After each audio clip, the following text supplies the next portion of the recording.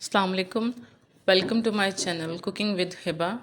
आज हम आपसे रेसिपी शेयर करेंगे रशियन सैलेड की।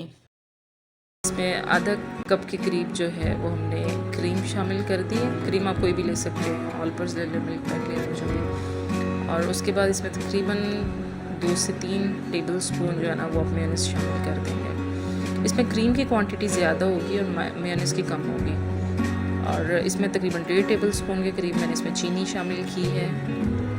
चीनी को शामिल करके थोड़ी देर हम मिक्स करके रख देते हैं ताकि ज़रा थोड़ा सा वो अच्छी तरह इसमें मिक्स हो जाए, डिज़ोल्व हो जाए। फिर इसमें मैंने बिल्कुल 1/3 नमक शामिल किया है, टीस्पून, और half tea spoon black pepper शामिल किया है। अच्छी तरह इन चीज़ों को मिक्स कर लेंगे ताकि हर चीज़ जो है वो अपना एक फ्लेवर उसमें मिक्स कर दे, क्रीम में और मेयोनीज़ में।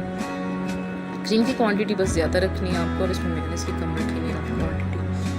फिर इसमें मैंने 3 अदद दरमियाने साइज़ के एप्पल थे, उनको पील नहीं करना आपने, बस इसी तरह चॉप वो करके स्लाइस में काट के आप इसमें शामिल कर देंगे। उसके बाद इसके अंदर मैंने पाइनएप्पल शामिल किया। मेरे पास थोड़ा सा बॉयल चिकन था, मैंने वो भी इसमें बोनलेस शामिल किया है। और 1 कप के करीब इसमें पाइनएप्पल डाल दिया।